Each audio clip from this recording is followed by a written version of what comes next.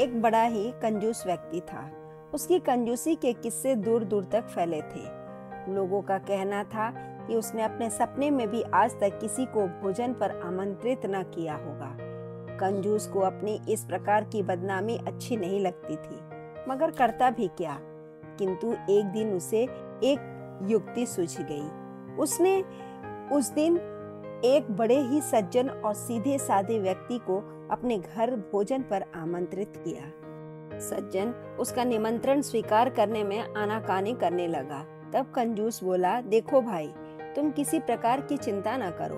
मैं खिलाने पिलाने में किसी किस्म की कंजूसी नहीं करूंगा और कोशिश करूंगा कि जो भी बढ़िया से बढ़िया चीज हो वो आपको खिलाऊं। मेहरबानी करके आप मेरे घर अवश्य ही पधारें।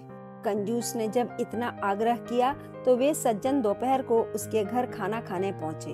वहां देखा तो चूल्हा तक नहीं जला था। कंजूस अपने बाल बच्चों के साथ बैठा हुआ शकरकंद खा रहा था। अतिथि को देखते ही वह उठकर बोला, आओ आओ, हम तुम्हारे साथ अभी अभी बाजार चलते हैं। वहां बीच बाजार में लोग जिस वस्तु को सबसे महंगा कहेंगे उसी में मैं तुम्हें भोग लगाऊंगा। खाने का समय हो गया था। उस सज्जन की भूख भी प्रबल हो गई थी। वह कंजूस के साथ बाजार की ओर चल पड़ा। बाजार में कंजूस ने पहले एक हलवाई की दुकान पर जाकर उससे पूछा, कहो जी, ये पूरियां कैसी हैं?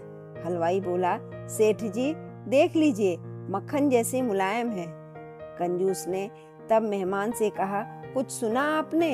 यह इन पूरियों को मक्खन जैसे बता रहा है, मतलब यह है मक्खन इससे उत्तम वस्तु है, तभी तो उसके साथ उनकी तुलना की जा रही है। चलिए, आपके लिए हम मक्खन खरीदेंगे।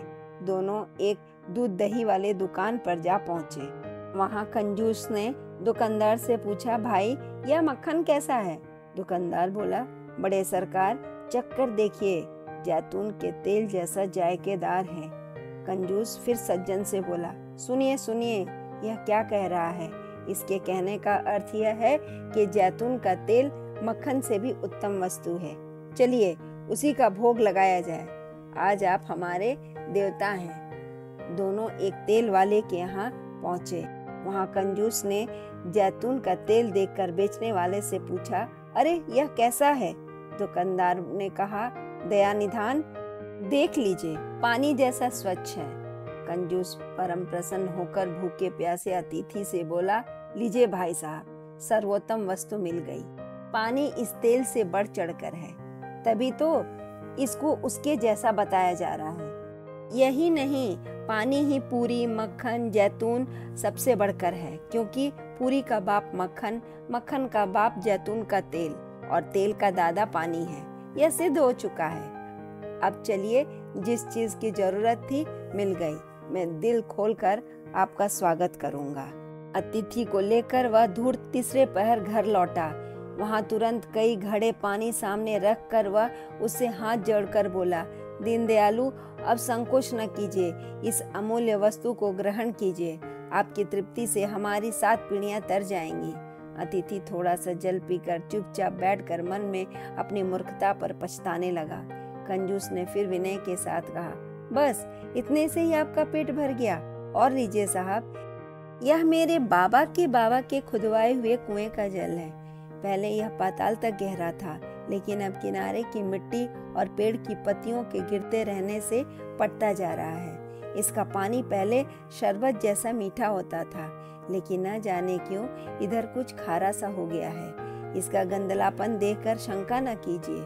बात यह है कि पैसे की कमी के कारण पुरखे इसकी सफाई नहीं करा सके। पानी में मछली नहीं है। आप जी भर कर पीजिए, इससे भूख की ज्वाला की कौन कहे, घर की ज्वाला भी बुझ जाती है।